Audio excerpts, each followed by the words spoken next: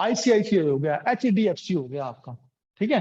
कोई भी commercial bank, हर bank के पास पब्लिक का पैसा तो होता ही होता है, ये पक्की बात है, राइट।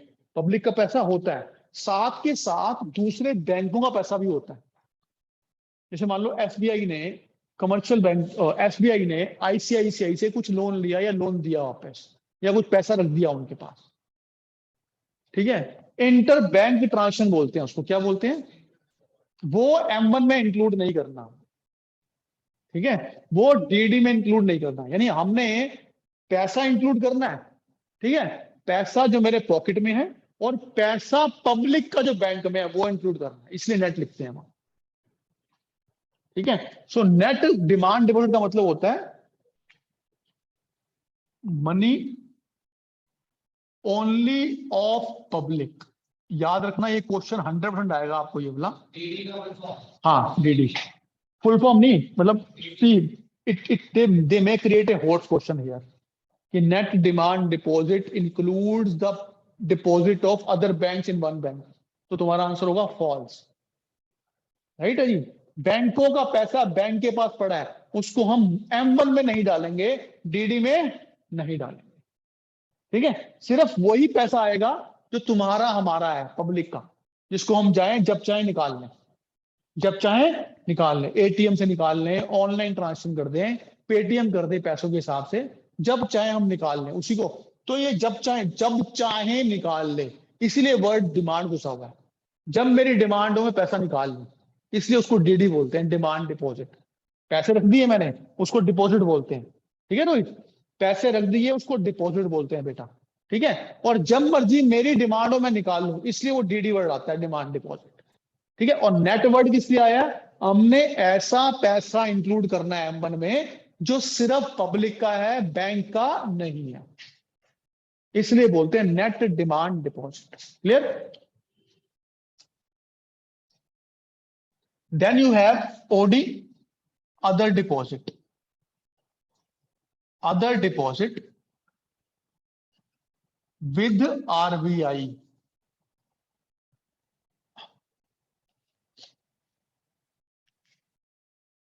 आरबीआई के पास भी कुछ इंस्टीट्यूशंस का डिपॉजिट होता है, ठीक है, जिसमें से ऐसे किसी और कंट्री की एम्बेसीज है हमारी कंट्री में, ठीक है, तो उनको ही पैसा चाहिए होता होगा खर्च करने के लिए, तो ये भी उसमें इंक्लूड किया गया है। ट्रीटिंग देम एज पब्लिक, उन फॉरेनर्स को पब्लिक माना गया, ठीक है। तो एक टर्म निकाल दी गई थी, अदर डिपॉजिट विद आरबीआई। कौन से, किसका पैसा होगा वो, जो फॉरेनर्स का पैसा होगा, फॉरेन बैंक का पैसा होगा आरबीआई के पास, फॉरेन एम्बेसी का पैसा होगा, या फॉरेन इंस्टीट्यूशन का पैसा होगा, वो जो भी होगा वो भी M1 में आएगा। तो यहां लिख देते हैं, इसके अंदर आएगा फॉरेन्स का पैसा, फॉरेन बैंक्स कर लो, फॉरेन इंस्टीट्यूशन कर लो, इंस्टीट्यूशन, ठीक है, वर्ल्ड WHO कर लो, UN कर लो, इस तरह की। तो क्योंकि इनको भी पैसा चाहिए होता है तो ये कर सकते हैं। हाँ, फॉरेन ऊपर ना, फॉरेन इंस्टीट्यूशन, सब कुछ ये नोट्स में है आपके, ठीक है। अगर आप कुछ मिस करते हो यहाँ पे, फोटो खींच लोगे आप, तो you can match it with the notes, आपको याद भी करा रहा हूँ साथ में। हाँ, WHO, UN, इस तरह के इंस्टीट्यूट होते हैं ना, वर्ल्ड बैंक, IMF, उस तरह के।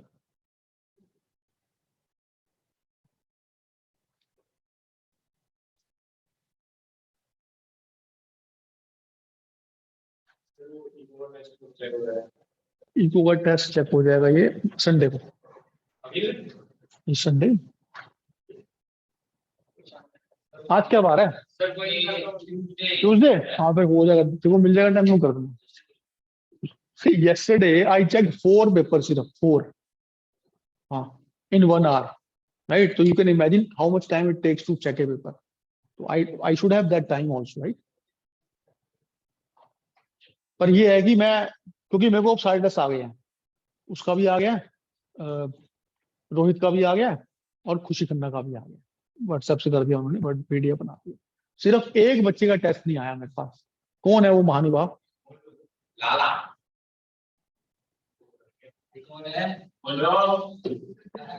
अब सुन ले मेरी बात, ये तो हुआ आखिरी टेस्ट, है ना। अब जो भी टेस्ट होगा, जिस बच्चे ने टेस्ट नहीं दिया, ठीक है, उस पे जुर्माना लगेगा कुछ ना कुछ, और वो पैसा बटेगा जो टॉप 3 में आएगा। टॉप 3, ठीक है। अब वो, हाँ, और अब जुर्माना कैसे होगा? प्रोग्रेसिव होगा, प्रोग्रेसिव। एक टेस्ट नहीं देगा तो कुछ अमाउंट होगा, दूसरा नहीं देगा तो अमाउंट डबल हो जाएगा, तीसरा नहीं देगा तो अमाउंट 3 टाइम हो जाएगा। अब देखते हैं कब तक नहीं देगा, ठीक है। हाँ,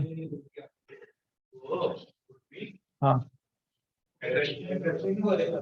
देगी वो भी। अगर वो टेस्ट नहीं, वो टेस्ट को भी मना नहीं करती। कभी उसने टेस्ट मिस नहीं किया मेरा 11th में, ठीक है, पुरखवीन ने। वो है नहीं ना इस टाइम, तो वो अलग बात है ना, देगी टेस्ट, ठीक है। एनीवे, तो क्लियर हो गया आपको ये टॉपिक आपका। फिर इसके बाद कुछ नहीं है, आज मनी करेंगे सिर्फ हम। मनी के टाइप्स हैं,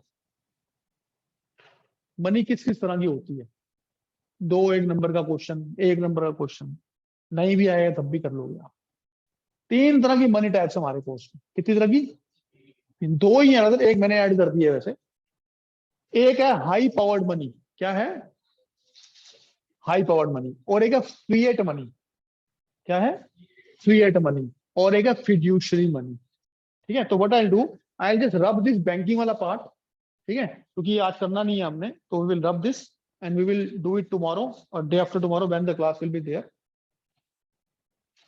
तो मैं यहाँ आपको वो टाइप्स भी करा देता हूँ। आज मनी मैं दोबारा करवा के आपको दोबारा मनी नहीं करना पड़ेगा। और एक बात याद रखना, अब आपके टेस्ट भी 2 तरह के होंगे, ठीक है। एक टेस्ट आपका एमसीक्यू रहेगा आपका हर बार, और एक टेस्ट आपका बढ़ेगा रहेगा। क्योंकि नहीं तो जब जब जो टेस्ट नहीं देगा मैं अमाउंट बढ़ा दूंगा। अब तू किस में आएगा किस में नहीं आएगा, ये you have to decide it, ठीक है। एमसीक्यू वाले में अगर नहीं आएगा तो बिल्कुल ही डबल अमाउंट ही होगा। अच्छा जी, बैंकिंग की बात कर रहे हैं, तो बैंकिंग में अभी करवा लेना, तो हटा देता हूं मैं। अब मैं आपको मनी के अंदर ही मनी की टाइप्स लिख देते हैं यहाँ। हाँ, ठीक है। तो 3 है, 3 में से एक बहुत इंपॉर्टेंट है, और ये एमसीक्यू का क्वेश्चन 100% आएगा इन टाइप्स के ऊपर। एमसीक्यू का क्वेश्चन 100% आएगा टाइप्स के ऊपर, ठीक है। पहला ही पहला है फिएट मनी, क्या है? Fiat money. दूसरा है आपका fiduciary money. Then you have high powered money. तो मैच द फॉलोइंग आ जाएगा इसके अंदर, आपको 3 डेफिनेशन दे देंगे और मैच कर दो, ठीक है। या हाई पावर्ड में फिएट मनी दे देंगे, ट्रू फॉल्स बोल देंगे। फिएट में दे देंगे fiduciary money, true false. Fiat में फिएट दे देंगे, ट्रू फॉल्स, तो ट्रू करोगे आप। इस टाइप के क्वेश्चन बनेंगे इसके अंदर। हाँ,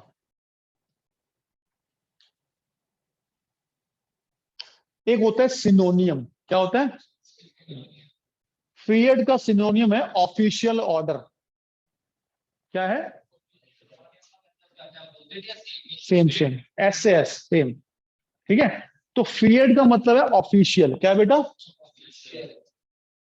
कोई भी ऐसी चीज, ठीक है, जिसका ऑफिशियल ऑर्डर पास है कि हाँ भाई ये आप यूज कर सकते हो एज ए मनी, उसको बोलते हैं फिएट मनी।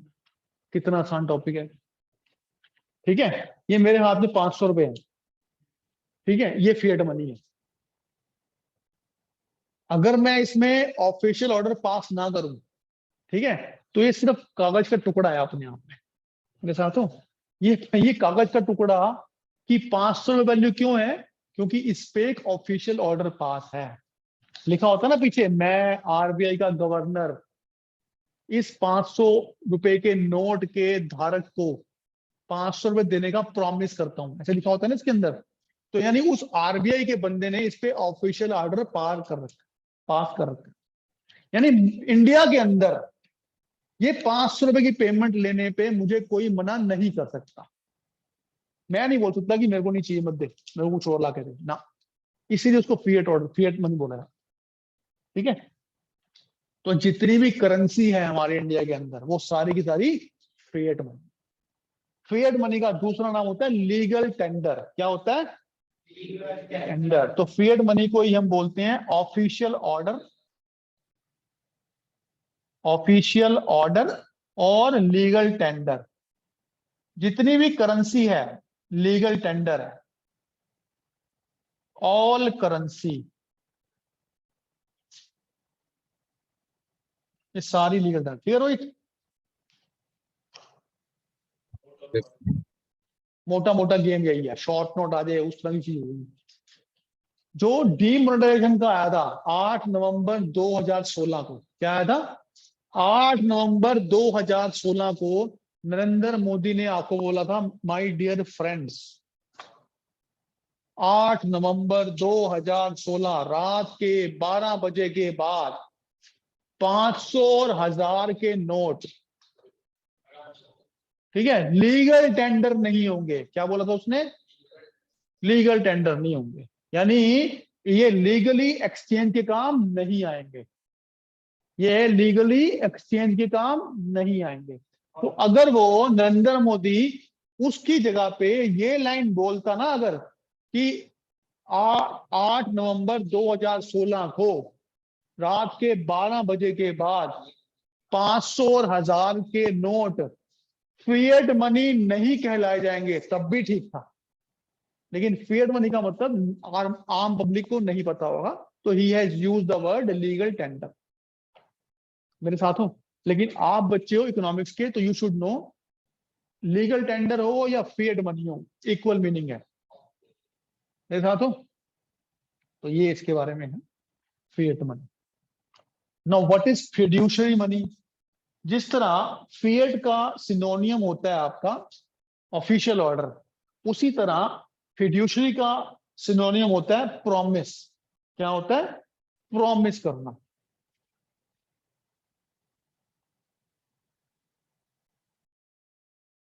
अब प्रॉमिस का मतलब क्या है? जैसे मान लो मेरे को इससे फीस लेनी है। क्या लेनी है?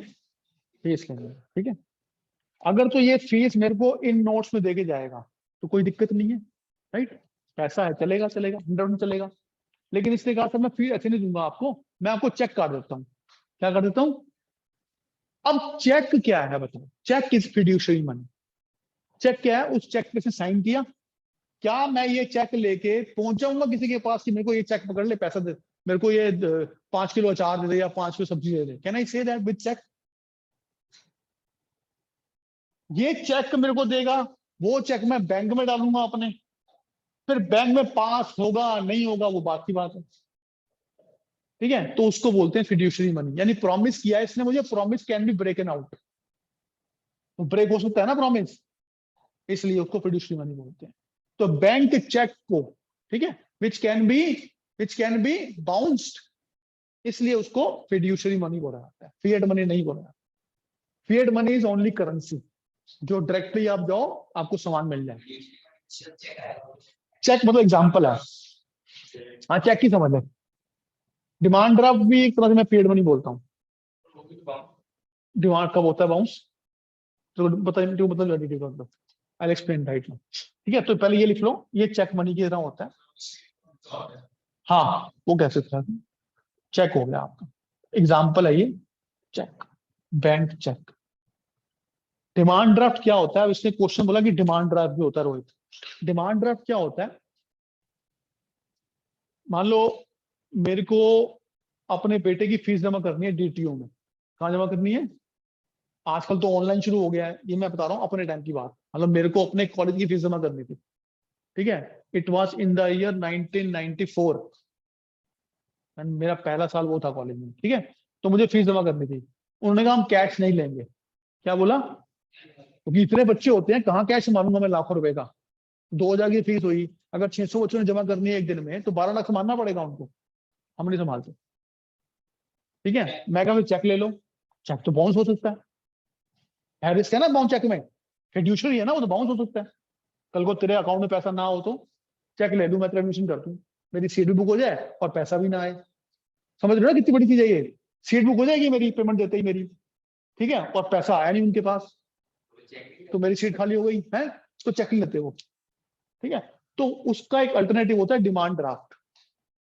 डिमांड ड्राफ्ट क्या होता है, मैं जाऊंगा बैंक के पास, कहाँ जाऊंगा कि मेरे को कॉलेज ऑफ वोकेशनल स्टडीज, मेरा कॉलेज था, वहां पे एडमिशन लेना है, उसके नाम का एक डिमांड ड्राफ्ट बना दो आप, और ये पकड़ो कैश, यानी I am paying that cash to demand draft, that cash to bank, यानी मेरे जैसे पैसा निकल गया, पैसा पेमेंट हो गया, बाउंस का खत्म ही हो गया मतलब ना, वो पैसा उनके पास गया तो उन्होंने उसका डिमांड ड्राफ्ट मेरे को दिया, तो पैसा मेरे जैसे निकल गया, बाउंस का मतलब जीरो हो गया डिमांड ड्राफ्ट, पैसा मैंने ऑलरेडी बैंक में जमा कर दिया, ठीक है। Now I will go and submit that demand draft to college of vocational studies, तो उनको मिला डीडी, उनका उन्होंने एडमिशन कर दिया, वो बैंक से ले लेंगे अपने पैसे, और उसके बहुत रेयर चांस है कि वो बैंक वाला मना कर दे उसको मैं नहीं दे रहा, मेरे जेब से पैसा निकल गया बेटा, वो होता है डिमांड ड्राफ्ट। समझ आ गया डिमांड ड्राफ्ट क्या होता है? तो सारे कॉलेजेस पहले डिमांड ड्राफ्ट लेते थे। हाँ, बैंक ड्राफ्ट डिमांड ड्राफ्ट एक ही बात, ठीक है। तो ये है फिड्यूशियरी मनी। अब हाई पावर्ड मनी कौन होता है, आखिरी टॉपिक आज का। हाँ जी, हाई पावर्ड का मतलब क्या होता है, हमारी बैंकिंग इंडस्ट्री में, क्या मेरे बच्चों बहुत ध्यान है, हमारी बैंकिंग इंडस्ट्री में सबसे हाई पावर किसकी है, आरबीआई।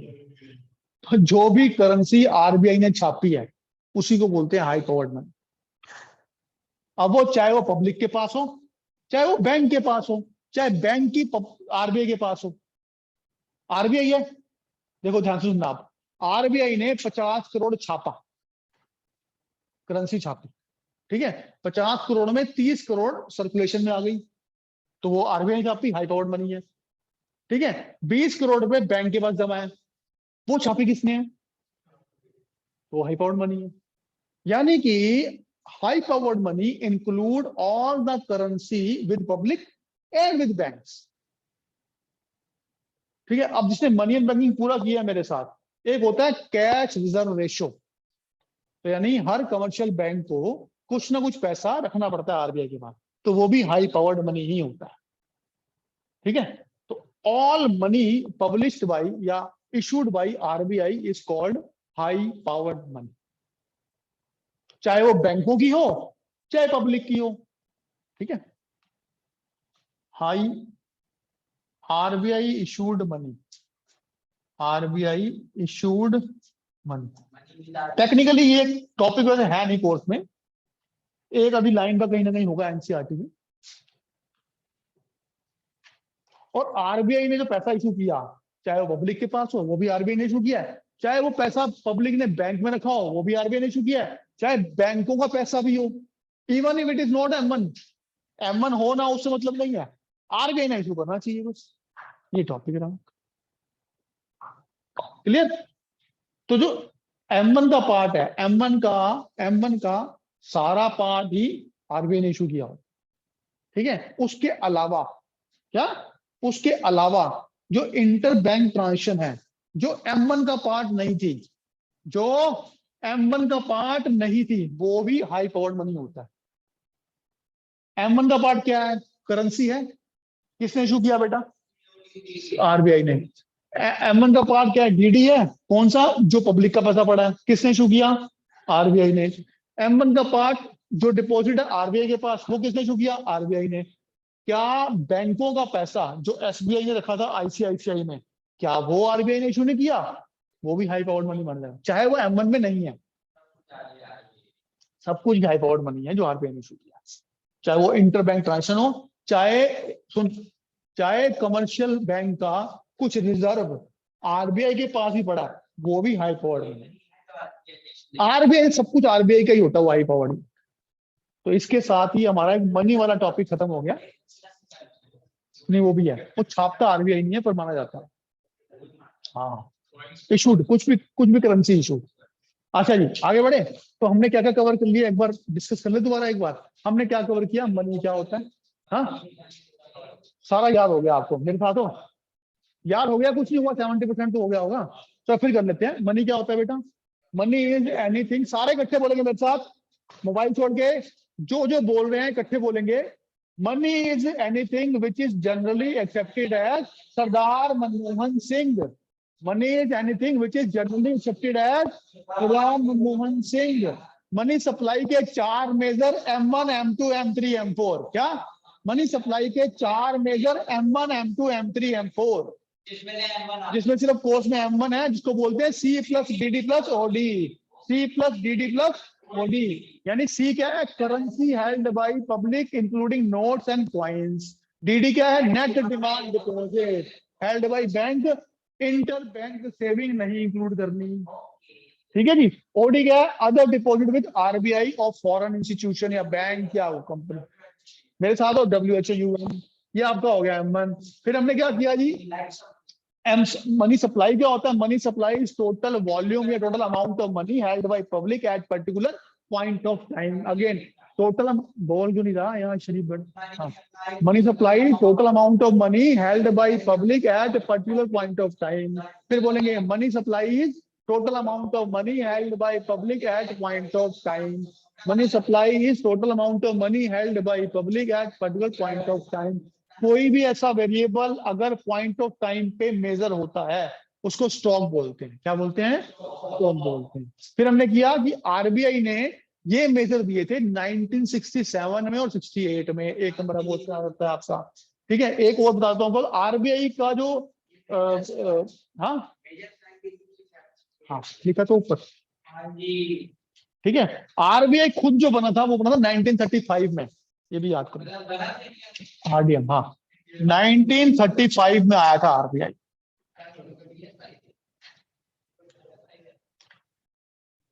उसके बाद हमने क्या किया बताओ? टाइप्स ऑफ मनी किए। टाइप्स ऑफ मनी 3 तरह के होते हैं। एक fiat money, fiduciary money, high powered money.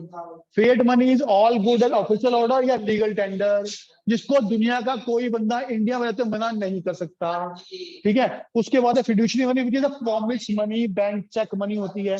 High powered money is everything which is issued by RBI, चाहे वो M1 का पार्ट हो चाहे ना हो, पर RBI ने इशू किया है। इसके साथ ही हमारा ये टॉपिक अच्छी तरह क्लियर। अब मत बोलना कि मनी नहीं आता। ठीक है जी। अब ये चलेगा रिवीजन में बाद में टॉपिक, जब रिवीजन कराऊंगा। ठीक है, अब करूंगा बैंकिंग टॉपिक आपका। मैं सैटरडे को या तो परसों करूंगा या सैटरडे करूंगा। ठीक है, सैटरडे। हाँ, परसों की डेट है कि सैटरडे की डेट पता नहीं है। मैच कल हमारा परसों है तो फिर परसों पक्का नहीं है, सैटरडे होगी।